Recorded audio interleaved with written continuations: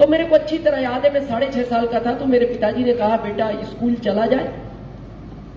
अब तो बड़े हो गए, क्योंकि आप देखना आज के 40-50 साल पहले बहुत छोटे बच्चे को स्कूल नहीं भेजते थे, और गांव में तो विशेष कर नहीं।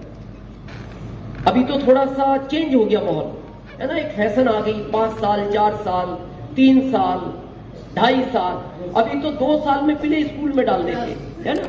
मेरा ऐसा मानना है बहुत छोटे बच्चे को स्कूल नहीं भेजना चाहिए, उससे उसका शारीरिक विकास रुकता है और मानसिक विकास रुकता है। मेरा पोता जब 5 साल का हो गया तब मैंने उसका एडमिशन होने दिया। कितने साल के बाद? 5 साल के बाद। तो उसके माता पिता सुबोध जी मेरे से नाराज हुए। उन्होंने कहा आप जानते नहीं, आपका जमाना अलग था, अभी अलग है, आपके जमाने में पढ़ाई नहीं चाहिए थी, आज पढ़ाई की बहुत जरूरत है। तो मैंने उनको एक ही लाइन कही, बगैर पढ़ाई के काम चल रहा है कि नहीं?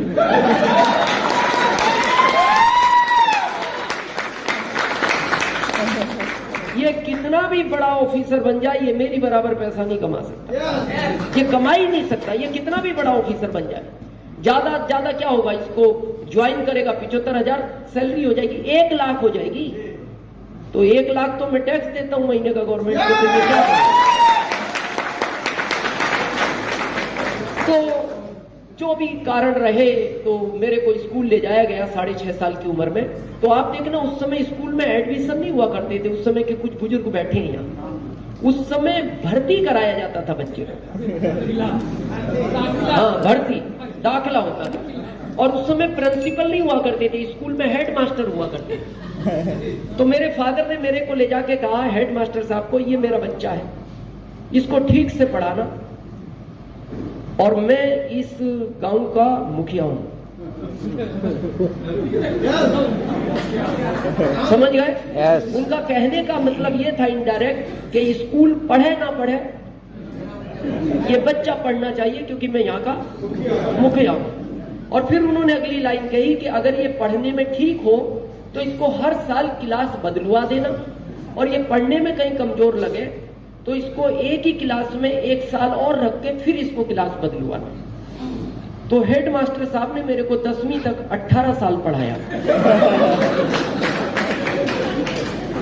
हो सकता है मेरे पिताजी की बात उनको अच्छी लगी हो, जो भी कारण रहा। 18 साल के बाद उन्होंने गांव में खबर भिजवाई किसी के साथ कि मुखिया जी को भेजना, यानी मेरे फादर को। मेरे फादर को बुला के हेड मास्टर साहब ने कहा, या तो आप इस बच्चे को इस स्कूल से ले जाओ, या फिर ये स्कूल हम यहां से ले जाएं। ये ताली बजाने लायक बात नहीं है। ये आपको पता है मेरे पिताजी की इनडायरेक्ट इंसल्ट थी, ये इनडायरेक्ट इंसल्ट थी उनकी, कि आपने कहा था मैं मुखिया हूं, बच्चे को ठीक से पढ़ाना, ये हाल है तुम्हारे बच्चे का। तो मेरे पिताजी ने कहा कि आपको स्कूल ले जाने की जरूरत नहीं है, इस नालायक को मैं ले जा रहा हूं। और वहां मेरा पढ़ाई का कैरियर जो है समाप्त हो गया। मैंने मेरी माँ को कहा क्या करें। मेरी माँ ने कहा बेटा खेती तो तू कर नहीं पाएगा, क्योंकि खेती में थोड़ा सा मजबूत आदमी चाहिए। अभी तो मैं थोड़ा न्यूट्रिशन खा के ठीक हो गया, पहले मैं बहुत कमजोर था, मतलब इतना कमजोर था, आप एक लाइन में ये समझ सकते हो कि जब बहुत तेज हवाएं चलती थी तो मेरी माँ बाहर निकल के देखती थी बच्चा बाहर तो नहीं खेल रहा, और जब उसको मैं बाहर नहीं दिखता था तो उसको लगता था कहीं ना कहीं सेफ है।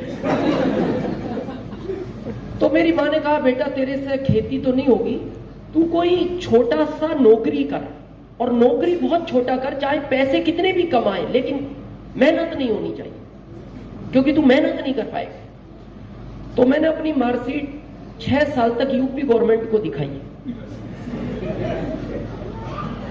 तो लास्ट में एक अधिकारी मिले, मेरी मार्कशीट देखने के बाद बोले इस मार्कशीट को लेके कितने टाइम से तुम घूम रहे हो इस राज्य में? मैंने कहा सर मैं 6 साल हो गए, बहुत परेशान हूं सर, आप तो ध्यान से देखो।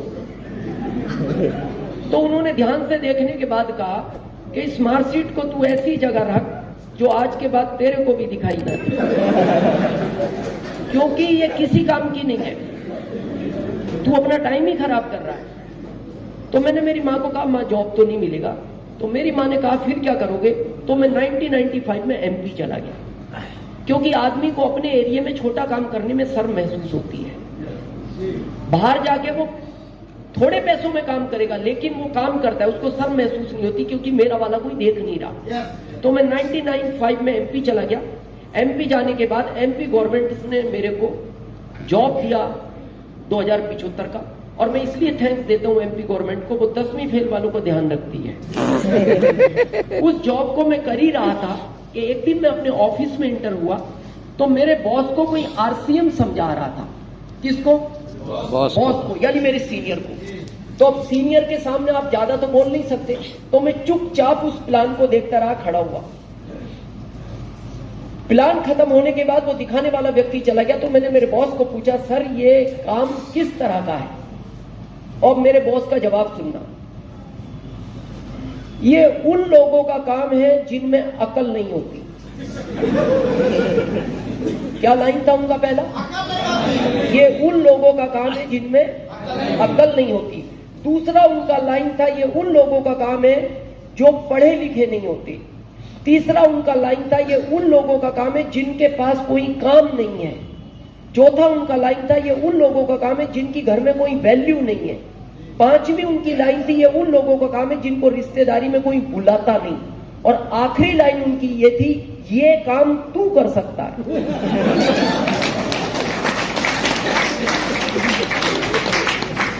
मतलब क्या था इसका? कि ये सारे गुण तेरे में पाए जाते हैं, इसलिए तू कर सकता है।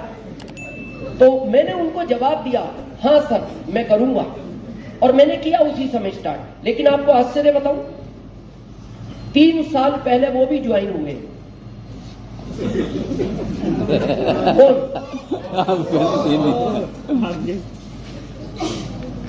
ये किसका वर्तमान है?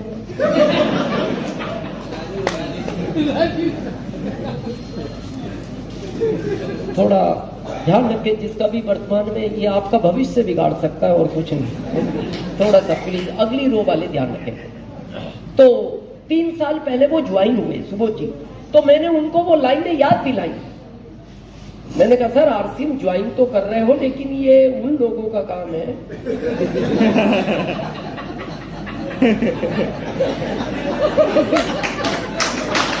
जिनमें अकल नहीं होता।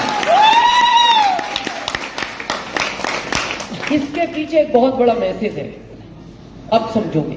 जो लोग आज भी आरसीएम में टाइम पास कर रहे हैं, जो लोग आज भी इसको करना नहीं चाहते, जो लोग आज भी इसके प्रति सीरियस नहीं है, जो लोग आज भी सोच रहे हैं कि मैं 2 साल बाद शुरू कर लूंगा, ये उन लोगों के लिए मैसेज है। जब मैंने उनको कहा कि सर याद करो वो 5 लाइनें जो आपने आरसीएम ज्वाइन करते टाइम मेरे को कही थी और आप इसको ज्वाइन करने जा रहे हो, उनका जवाब सुनना। उन्होंने कहा दिनेश मैं अच्छी तरह जानता हूं, शायद उन लाइनों ने मेरा जीवन खराब कर दिया। मैंने कहा क्यों?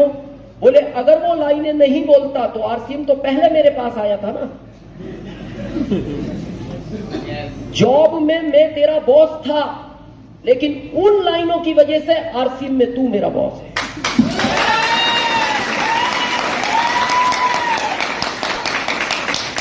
अगर मैं वो लाइनें नहीं बोलता तो मैं आरसीएम में भी तेरा अप्लाइन होता, जबकि आरसीएम में आज तू मेरा अप्लाइन है और जॉब में मैं तेरा अप्लाइन था। अब उनके और मेरे बीच में 17 साल का गैप है। मेरी आईडी यहां है, उनकी यहां। अब ये गैप 17 साल का पूरी जिंदगी भर रहेगा, पूरी जिंदगी रहेगा, और ये उनको हमेशा तकलीफ देगा कि ये ऐसा क्यों हुआ। तो आप इस गैप को मत लेना कभी, नहीं तो आने वाली पीढ़ियां। अभी सरवन जी एक बात कह रहे थे, इस बिजनेस को करने का कारण होना चाहिए, क्यों करना है। मैं बताऊं कारण क्यों करना चाहिए। जो लोग आज भी सोच रहे हैं, बहाना बनाते हैं, सर ठीक है मेरी लाइफ अच्छी चल रही है, कोई अच्छी नहीं है। आप अपने परिवार से तो पूछो, वो आपके साथ रह के लाइफ अच्छी निकाल रहा है कि नहीं। आपकी अच्छी चल रही है उससे मतलब नहीं है। एक कड़वा सच है, लेकिन है सच। अगर आपकी इजाजत हो तो मैं कहूं, देवघर वालों कहूं, इस भारत में 80% महिलाएं आज भी अपने पति के साथ इच्छा से नहीं मजबूरी में रहती हैं।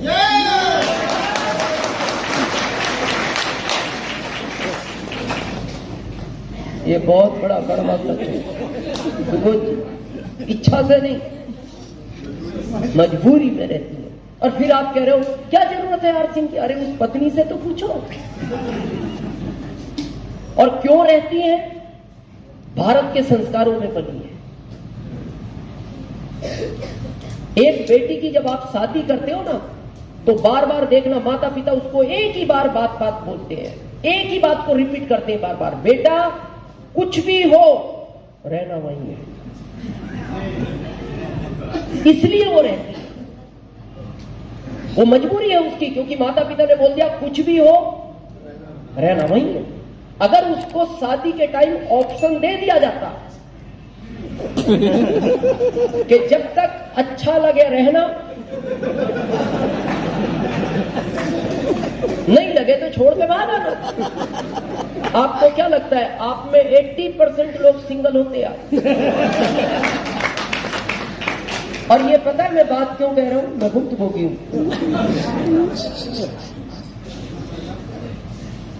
मेरी शादी एक अच्छे घर में हो गई। यू नो अच्छा घर, पैसे वाला। यानी जब मेरी पत्नी का जन्म हुआ तो जब उसकी आंख खुली तो उसके घर में कारें थी और बंगले थे। इसका कारण उसके पिताजी थे। उसके पिताजी थे। जब मेरी आंख खुली तो हमारे घर में साइकिल भी नहीं थी। इसका कारण हमारे पिताजी थे। अब हमारे पिताजी ने गलती ये करी कि हमारी शादी उस घर में कर दी जिस घर में कारें और बंगले थे। शादी कभी भी बैलेंस में ही करनी चाहिए, क्योंकि अगर अमीर ससुराल का कोई फायदा है तो अमीर ससुराल के नुकसान भी है। अमीर ससुराल का क्या फायदा है सरपंच जी? आपको कोई आर्थिक तकलीफ हो तो वो मदद करते हैं, ये फायदा है अमीर ससुराल का। नुकसान क्या है? उनकी बहन को कोई तकलीफ हो तो वो एक्स्ट्रा मदद करते हैं।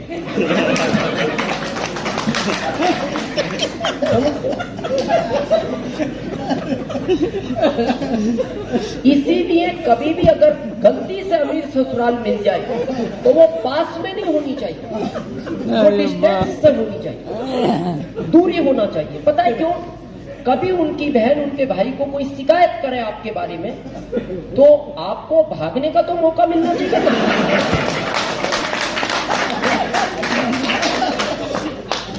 इसीलिए मैंने भविष्य देखते हुए राज्य बदल लिया। ससुराल मेरी यूपी की है और मैं शिफ्ट हो गया एमपी, 1500 किलोमीटर दूर। जो लोग इसमें टाइम पास कर रहे हैं मैं उनके लिए कहना चाहता हूं, मैंने आरसीएम में टाइम पास नहीं किया। मेरा रिकॉर्ड पूछना आप कंपनी से। मैंने जब आरसीएम शुरू किया मेरे पहले महीने की इनकम थी 416। प्रोडक्ट कितने थे? कपड़ा, वो भी पैंट पीस, केवल पैंट पीस। तो जब हम लोगों को वो पैंटे देते थे तो लोग हमसे पूछते थे सर शर्टों का क्या करेंगे? तो हम उनको बोलते थे अभी तुम केवल पैंट पहनो, अभी पैंट में ही काम चलाना है, क्योंकि शर्टें ये कंपनी बनाती है। एक प्रोडक्ट इनकम 416, उसी एक पैंट के प्रोडक्ट से 7वें महीने हमने रॉयल्टी निकाली। 7वें महीने, और 7वें महीने का चेक था 19,197 का। फिर कंपनी 3 प्रोडक्ट लाई। क्या क्या? Paste, detergent cake, bath soap, 3 product लाई। उन 3 प्रोडक्ट में हमने टेक्निकल निकाला 15वें महीने, और टेक्निकल का हमारा चेक था टीडीएस काट के 1,52,000 का। फिर कंपनी और 17 प्रोडक्ट लाई, तो टोटल प्रोडक्ट हो गए 20। 20 प्रोडक्ट में हमने स्टार रूबी निकाला 5वें साल, और स्टार रूबी का 2007 का हमारा चेक था टीडीएस काट के 7,80,000। ये कब की बात है? 7 की। 2007 में हम आरसिंह से 7,80,000 ले चुके हैं। अभी 22 चल रहा है। एक प्रोडक्ट में ये कमाल हो सकता है, 3 प्रोडक्ट से ये कमाल हो सकता है, 20 प्रोडक्ट से ये कमाल हो सकता है। आज आपको पता है आरसीएम किस जगह खड़ा है?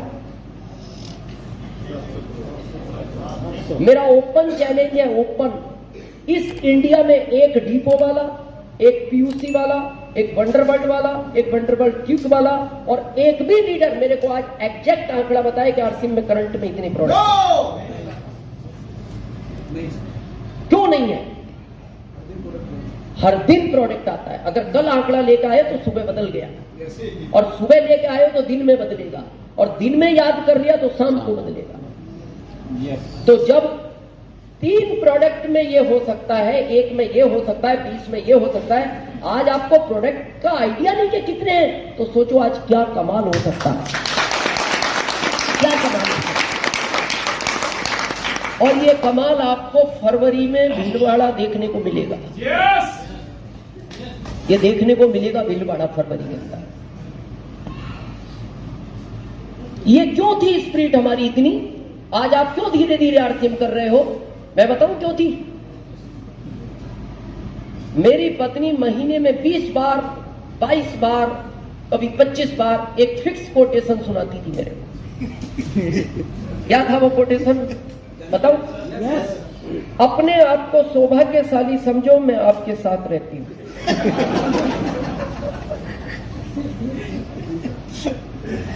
उसकी गलती नहीं थी। आदमी जब गरीबी से अमीरी की तरफ चलता है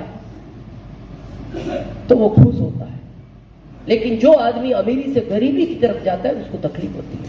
तो मैं अपने जीवन में खुश ही इसलिए था, मैं तो नीचे से गुजर जा रहा था। उसको दुख इस बात का होता था वो वहां से इधर आ रही। जिसके घर में कार बंगले, वो 2075 सैलरी में साथ में रह रही, तो वो एक ही बात बोलती थी, अपने आप को सौभाग्यशाली समझो, मैं आपके साथ रहती। ये लाइन सुनना कभी पत्नी के मुंह से, बहुत सुकून मिलता है।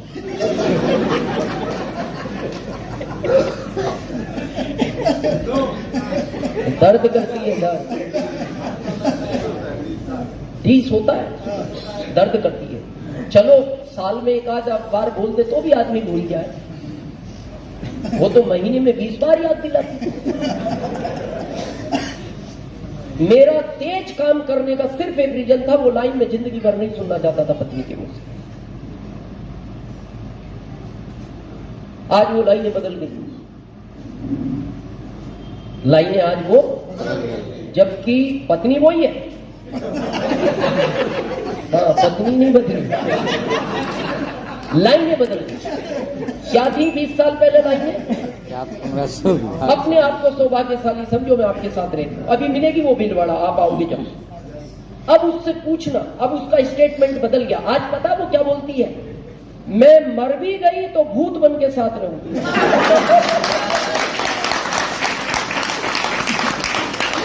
क्यों भाई, बन क्या? तुम तो रहना ही नहीं चाहती, अब भूत बन के भी साथ रहोगी। क्या हो गया ऐसा 20 साल में? मैं बताऊं क्या हो गया। 20 साल पहले जॉब मेरे साथ था, अभी आरसीएम मेरे साथ है। ये था। तो जो लोग अभी भी बड़ा धीरे धीरे आरसीएम कर रहे हैं, टाइम पास कर रहे हैं, सीरियस नहीं है, तो मैं आपसे पूछना चाहता हूं, आप भी उन्हीं लाइनों का इंतजार कर रहे हो क्या सुनने का? कि पत्नी सुनाए तो हम भी अपनी स्पीड बढ़ाएं, और सुनाएगी और निकलने दो 5-7 साल। पत्नी, और पत्नी ने नहीं सुनाया तो बच्चे गारंटेड सुनाएंगे। आज ही पता है बच्चे क्या बोलते हैं? यहाँ बहुत सारे माता पिता बैठे होंगे। आज पता है बच्चा क्या बोलता है अपने माता पिता को? आपने मेरे लिए क्या ही क्या है। एक पिता अच्छा नहीं पहनता, बच्चे को पहनाता है, अच्छा नहीं खाता, बच्चे को खिलाता है, तब भी बच्चा बोलता है आपने मेरे लिए क्या किया है। दर्द होता है पिता को, तो पिता एक दिन उस दर्द को जब सहन नहीं कर पाता तो वो बोलता है बेटा क्यों नहीं किया, मेरी हैसियत से बढ़ के किया है तुम्हारे लिए तो मैंने। तो फिर वो बच्चा बोलता है क्या नया किया, ये तो दुनिया करती है। और सोचो अगर ये नहीं किया, और वो बच्चा जब 20-25 साल 30 साल का होगा तो वो आपसे एक प्रश्न पूछेगा, पापा ये जो पड़ोसी का 5 करोड़ का बंगला है, इसमें जो 1 करोड़ की कार खड़ी रहती है, ये आदमी काम क्या करता है? जवाब नहीं दे पाओगे बच्चे को, आवाज ही बदल जाएगी।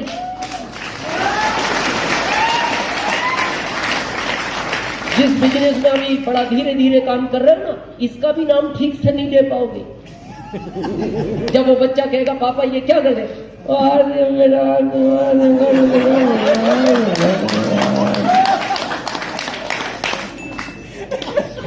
तो वो पूछेगा ये आरसीएम क्या है पापा? बोले बेटा कुछ नहीं, दुकान बदलनी थी और लोगों की बदलवाने में मदद करनी थी। तो बोले पापा मदद का काम तो अच्छा था। बोले हाँ काम अच्छा था, और अपनी बदलनी थी। हाँ अपनी बदलनी थी। तो पापा इतनी सी बात समझ में नहीं आई आपके? आपको इसका पता नहीं लगा आरसीएम का? तो आप कहोगे बेटा नहीं नहीं मैं तो मीटिंग में ही गया था। बोले मीटिंग सुन के भी आपने नहीं किया? तो वो अगली लाइन पता है क्या बोलेगा? ये ठीक से काम नहीं करता था।